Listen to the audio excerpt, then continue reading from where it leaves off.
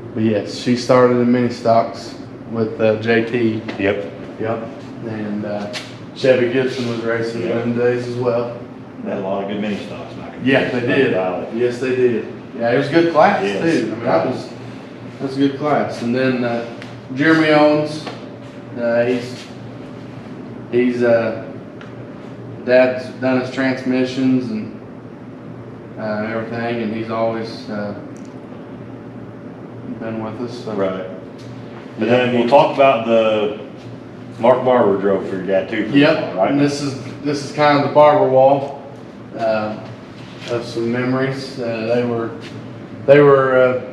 forced to be reckoned with when they went to Lawrenceburg. It seemed like we were always winning over there, and won several. 2004, best I can remember, was probably our best year win wise and everything. I mean, we were Brownstown champion. Yep. And yeah, they had some years. They had some good success. Right. I remember when Mark drove. Mark was a good driver. Yep. I mean, Mark was another one of those guys that could just make anything work. yes, yep, he sure was. And some of them trophies are up there, and then some of these trophies are dad's. So much history. Yeah. That's what's cool. A lot of people don't know that. You know, there's a lot of history there. Mm-hmm. Yep. Especially you get into like second and third generation drivers. Right. A lot of history. Yep. There is a 2012 Thunder Valley Hornet. What does that say? Sorry. 8th place in points. Dad wheeled one of his buddy's Hornets Oh, really? over there for a year, and yeah, I think he enjoyed it. I mean, it was probably the happiest I'd seen him at the racetrack. It's probably a little bit less stressful. And Oh, just yeah. Get out there and have some It fun. was actually fun to get out there and beat on everybody. Yeah. It started as a joke. Right. One of my buddies I worked with over, he had two of them. We kept having trouble finding anybody to drive that one. I said, hell, I'll drive it. Right. Yeah. He said, come get it. Get your trailer and come get it. Start off as a joke and had a heck of a Yeah. time. Down his house one Friday night, picked it up, and we took it down there and started racing. We raced it all year. Yep. That's We had a awesome. good time in it. Yep. That is awesome. Yep. We'd go to Thunder Valley. Well, and Aubrey was racing too, so we'd go to Thunder Valley Fridays, and then wherever we would land Saturday with the late model. Right. So that was. And here come your dad with the Hornet. Yep. No, Jeff was wheeling the Hornet. Yep. I think you was in the freight car at that time, wasn't you? No, it's 2012. We had the Super. Still had the Super? Yep. That's awesome. Yep. Jeff rolling up with the Hornet. Yep. And then. I guess we'll talk about your car, this year's car. Yep. I know you got a lot of great sponsors and stuff like that, but before we get to that, let's bring it up. Yep. Jeff, you got to win at Eldora. I've got a feature win with Eldora. What was it? It was a non-winner race. I don't even remember what year it was now. 2000, I believe. 2000. One non-winners race up there. I just did miss making a heat race through qualification. Yep. Of course, they have non-winner races. They'll have two non-winner races most of them. And I got started one of them, and I took off with the lead right off the bat, and ended up winning. And everybody's all happy and everything, and come out, went across the scales after one, and it took you out on the front stretch. Still, Yep. They didn't put you on the thing, the ramp you drive up. And I drove around, come out on the front stretch, and was getting out. The guy going to interview me, and I looked over at the pit opening, and there's a guy carrying a trophy through there, and it was Ray Godsey. And I'm like, what in the hell is he doing here? Right. So I got out, and announcer go where he congratulated me, and he brought this guy in. He said, "Here's the guy that Ray Godsey sponsored that race." Really? That's awesome. So Ray brought you the trophy. Ray come out there, and I know this guy. Yeah. I know this guy. Yeah.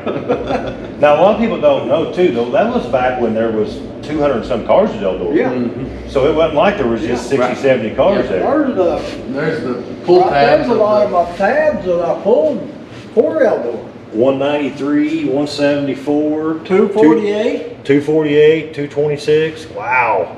Yeah. You can eyeball that one there, it says a 1. Yeah. Yeah, right here. Yeah. I had fast time at Eldora for the World 100 for one lap. For one lap. That's true.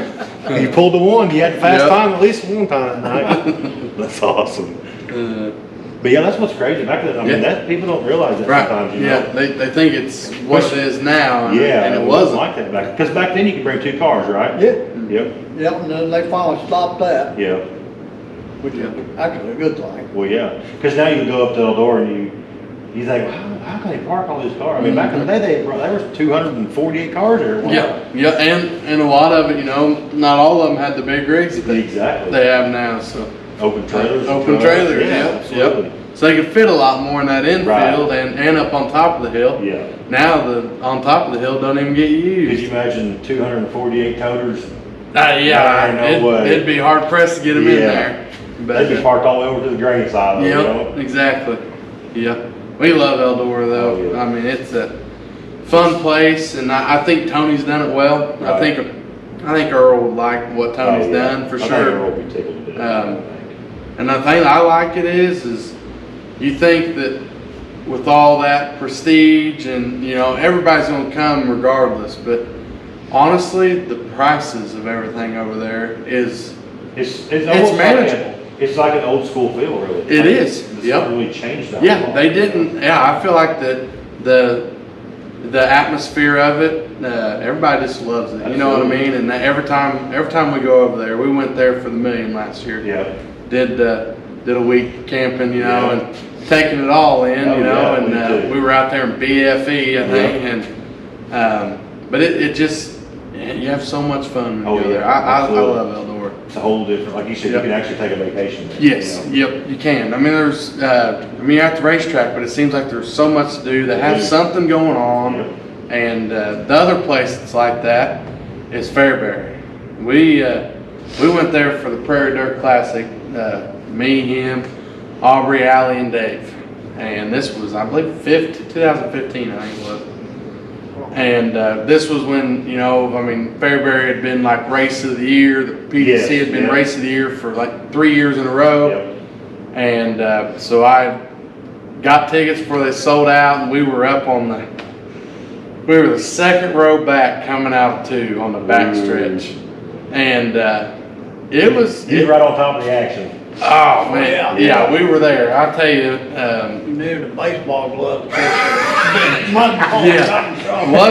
luckily we were lucky actually, because they were sending chunks of mud off that cushion up over us, and luckily where the fence was at, we had a fence, and then they had like a mesh wire, Yeah. and it kind of just break it up You for were getting us. fines. Yes. Yeah. And we were, I mean, the dirt is black there, so we Yes. were, I mean, just dirty after the end of the race. And for the longest time of hot laps, you just watched them going down the straightaway, because you couldn't even stand there to watch them coming to you, Right. just blowing the dirt in your face. But we had a good time. Oh, yeah. Fairbury's awesome. Yes. Yep. And they're Racing's phenomenal there. yes, it is, and a good atmosphere. Heck, we went there for practice. We got there the night before the actual running of everything, Yeah. and they had a practice night.